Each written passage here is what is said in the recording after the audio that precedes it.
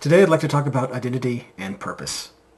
Identity and purpose are often closely tied together. They're not exactly the same thing, but they are highly related, right? We take identity from our purpose, and from our identity, we also really set our eyes on what our purpose might be, right? It helps to determine our purpose. And it seems like people I meet today, especially young people, but all people that I meet today, a lot of them seem to have both an identity and a purpose crisis. They don't know who they are, and they don't know what they're meant to do here on this earth. And so what is the meaning of their life? Why are they here? And what is it all about? Is it just meaningless? Do we just strive and work and slave away, and then it all means nothing because we just die in the end? Well, I think part of what this comes down to is that there are just too many options. And it sounds good to have a lot of options, but instead of leading to freedom, it actually leads to chaos.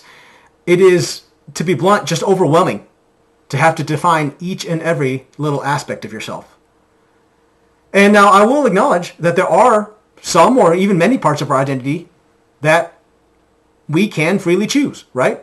What is your occupation? What do you do for your career, right? What kind of education are you pursuing? Like, what are you majoring in? What subjects do you like to study? And what do you intend to do with your life afterwards for work? Also, your hobbies, right? You can determine whether or not you want to take up skiing or surfing or knitting or book reading. You can change these whenever you want, and you can take up new hobbies. You can stop old hobbies, and they are at least a small part of your identity, right? You are a person who likes to go skiing, or you are a person that likes to read mystery books, whatever it is. But I would argue that some parts of our identity and also our purpose are fixed and not up for change, not up for us to decide for ourselves.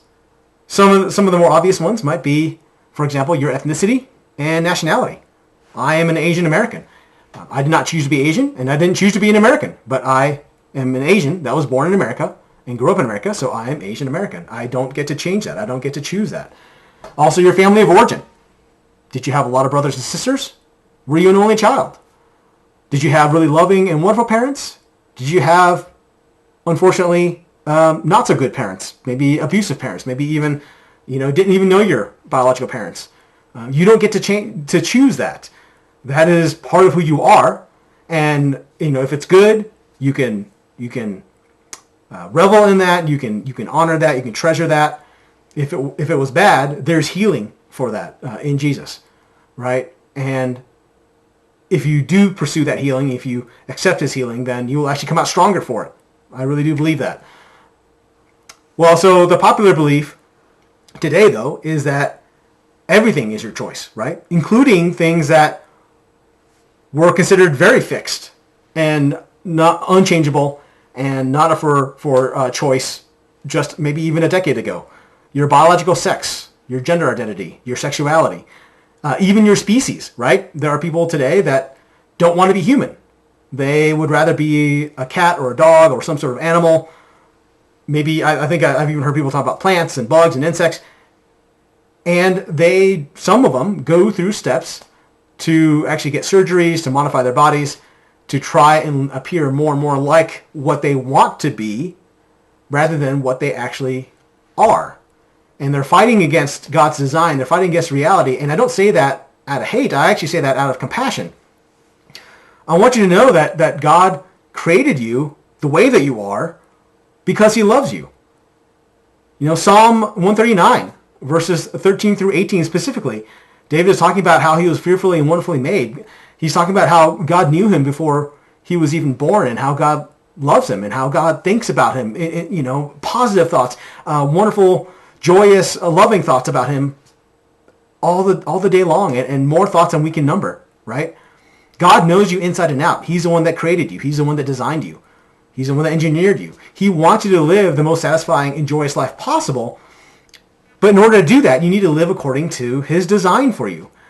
And His design and the rules around that are not given to us to suffocate us, to take away all our fun and our joy. Instead, they're guardrails. to protect us from going over the cliff. And I really want you to meditate on that. I really want you to think about that to consider that God made reality in a certain way, God made you in a certain way, and the best way for you to live life is to go along with that and cooperate with that reality. And yes, there are things that you can choose, right? There are the foods that you like, the clothes that you wear, the way you style your hair. There are things that you can choose. That is up to you. But then there are other things that if you try to fight against them, then you're fighting against reality. You're going up against a brick wall, and it's not going to go well. It will actually cause much more pain and suffering for you. And so out of compassion, that is why we're saying, out of love, that's why we're saying, please understand what God's plan is for your life. And so that also leads me to the topic of purpose, right? What is God's purpose for your life? Do we just live and eat and drink and sleep and sometimes party and oftentimes have to do drudgery and work and then we die and that's it? Or did God create us with a purpose in mind? Ephesians 2, chapter 10 says that we are his workmanship, created in Jesus Christ for good works, which God prepared beforehand that we should walk in them.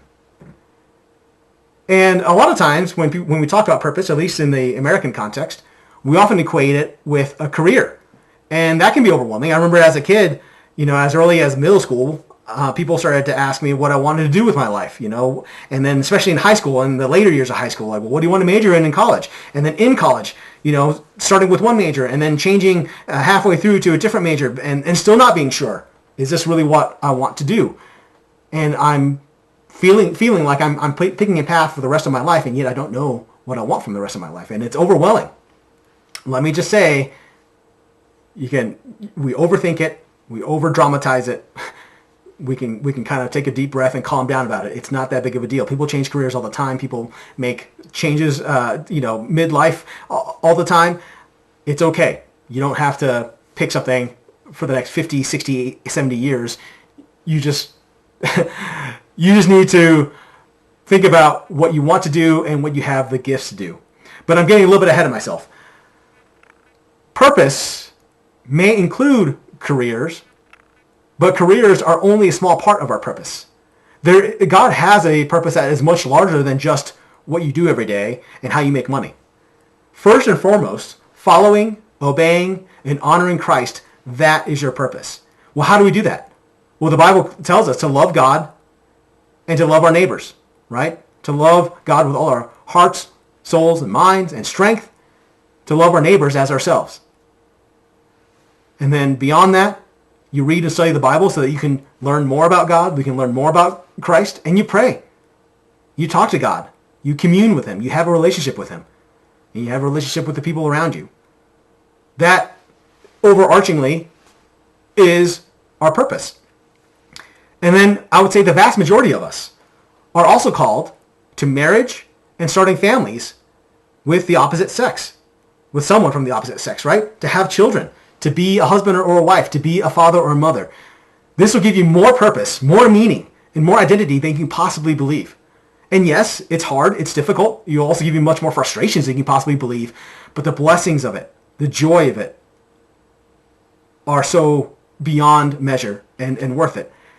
And I do want to acknowledge that there are people that for whatever reason, health issues, medical issues, may not be able to have children. I understand that, and I'm not trying to. I apologize. I'm not trying to deepen your pain or anything like that by bringing this up. But I'm just saying that for the vast majority of people, unless you have one of those kind of medical issues, or unless you have the very rare gift of singleness, which does happen, right? The Bible talks about the gift of singleness, but the Bible, the rates of singleness that we're seeing today, the rates of not getting married, but cohabiting with a long-term boyfriend or girlfriend are just off the charts today. Or maybe not cohabiting with a long-term boyfriend or girlfriend, but just kind of, I don't know, kind of conveyor belt, rotating through multiple series of boyfriends, girlfriends. That is just off the charts. And that is not God's plan for your life. That is not how God has called you to be satisfied and happy and joyous and productive and fruitful with your life. That, if anything, is just causing yourself and others a lot of pain and suffering. So I would ask you to consider that as well. Consider marriage, consider children. That is God's plan for you. And then let's talk about careers. I mentioned just a moment ago about striving to do or striving towards both what you want to do and the combination of what you have gifts to do. So there are some things that I would love to do that I'm just bad at, and I'll never be able to be good at them. If you met me in real life, you'll know that I'm very short. I will never be on an NBA team. It just won't happen. I could practice 12 hours a day, my basketball game, and I will never be drafted for the NBA because I just don't, that's just not one of my gifts. Then there are other things that you have gifts to do that you may not enjoy, that you may really hate. And so, okay, fine, we can cross those off the list as well. But there should be a list somewhere of things that you kind of enjoy doing. Maybe not every day, maybe not, every single second of it, but, it's not bad. And there are times when you do enjoy it, and you also are gifted at it. You also are talented at it. And I don't want you to fall into this overly romantic trap that is being sold by the world today of loving your job every second and every minute. Because that doesn't happen. That whole phrase about find a job you love and you'll never have to work a minute in your life. Well, you can't find that. That job does not exist. If you love surfing and you decide to take up, some sort of job being a professional surfer, there are days, I've never been a professional surfer, but I'm guessing there are days where you wake up and you probably don't want to go out. Maybe it's a cold day. Maybe, a lot of the big waves come when it's, when there's a big storm out, and maybe that particular day, you just want to stay in bed, You could be, I don't know, making some sort of artist. Maybe your dream is to be in a rock band, and you finally make it big. Your rock band is getting famous. You guys are really successful, and now you're touring all the time, and you're not at home, and it's exhausting. It's wearing, right? You just want to be at home. You want to be with your family, with your friends, but you can't because you're always on tour, right? There are downsides to everything.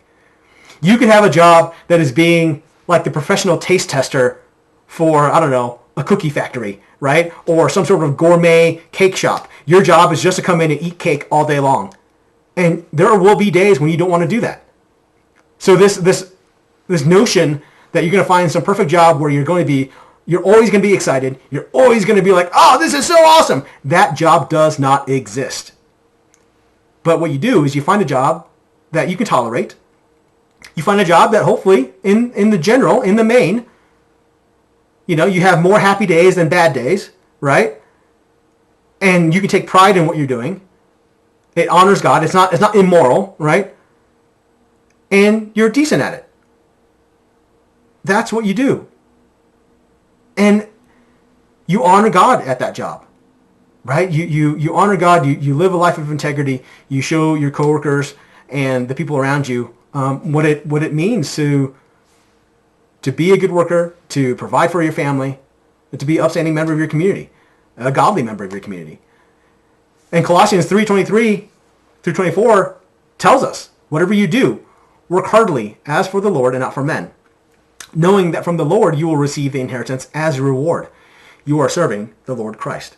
And so, if you want to be a Michelin chef, and they're going to be, I've talked with a few restaurant workers and chefs enough to know that being a chef is a very stressful, extremely stressful job. But we romanticize a lot of jobs, and the reality often does not meet what we think it is.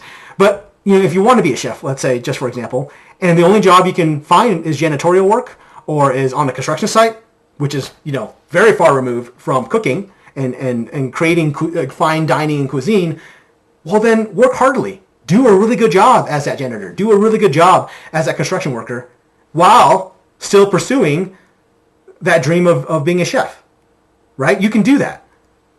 But don't be a horrible construction worker or a horrible janitor because that's not your dream. Work hard, do really well. You will get promoted. You'll open up connections, and you will end up being able to either do what you wanted to do, or God's going to redirect you towards another career path that He really wants you to do, one that you maybe didn't consider, but then you'll find out that you really do enjoy it, right? Well, in closing, I just want to reemphasize that Christ loves you deeply, deeper than words can express. And if you look to him, if you immerse yourself in him, if he is your everything, then in him you will find your identity and your purpose. It's not something that we need to strive for. It's something that he gives to us. Remember, Ephesians 2:10, Jesus already prepared beforehand, before we were even made, before the world was created. Jesus prepared for us the good works that he wanted us to do. And finally, I want you to remember that you are faithfully and lovingly engineered.